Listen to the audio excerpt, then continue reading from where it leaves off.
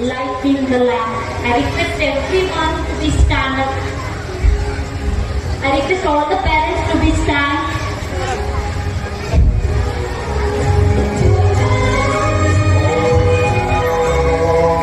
Asatoma Satgamaya Tamasoma Jyotirgamaya Mrityorma Mritangamaya Om Sahana Bhavatu Sahano Bhunaktu Saviryam Karavavahe Tejasvinavaditamastu मा विद्विषावहै ॐ शान्तिः शान्तिः शान्तिः।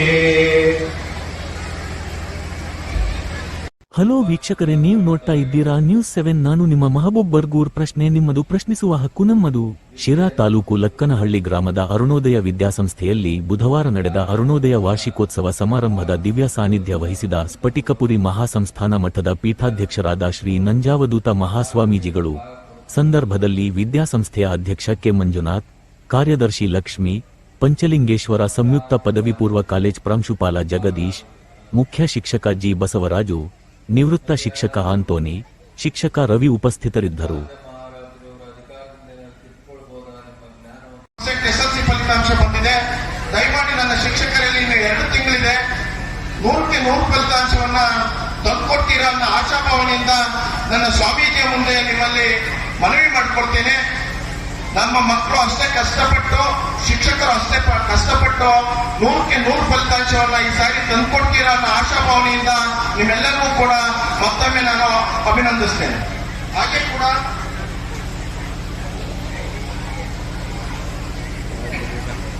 ನಾವೆಲ್ಲರೂ ಕೂಡ ನಾವೆಷ್ಟು ಮಾತನಾಡಿದ್ರು ಕೂಡ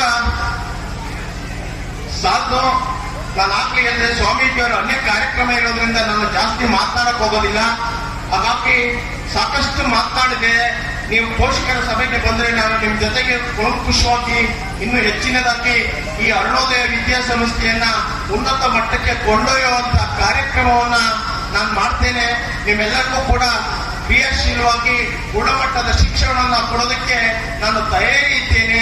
ನನ್ನ ಜೊತೆನಲ್ಲಿ ನಮ್ಮ ಶಿಕ್ಷಕರು, ಪೋಷಕರು, ಮಕ್ಕಳು ಕೂಡ ಯಾವಾಗಲೂ ಕೂಡ ಸ್ಪಂದಿಸ್ತಾರೆ.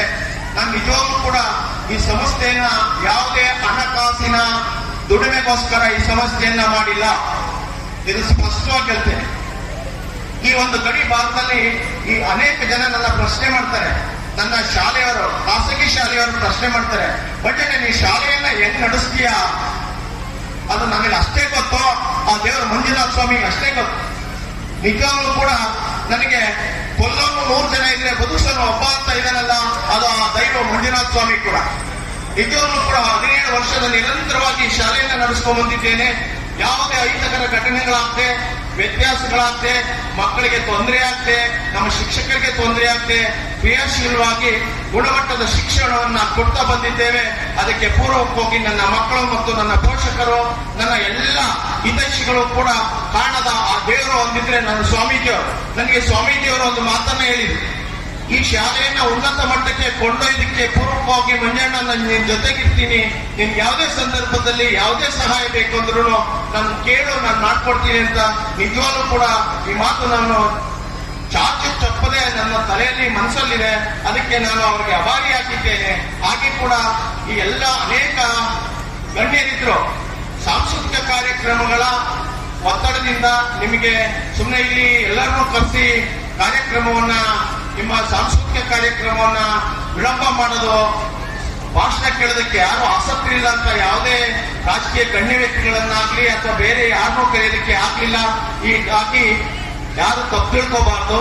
ಅದಕ್ಕೋಸ್ಕರ ನಾನು ಪರಮ ಪೂಜ್ಯರನ್ನ ಒಬ್ಬರನ್ನ ಕರೆಸಿ ಈ ಒಂದು ಕಾರ್ಯಕ್ರಮವನ್ನು ನೆರವೇರಿಸಿಕೊಡ್ಲೇಬೇಕು ಬುದ್ಧಿ ಅಂತ ನಾನು ಪ್ರಾರ್ಥನೆ ಮಾಡ್ಕೊಂಡಾಗ ಬಂದಿದ್ದಾರೆ.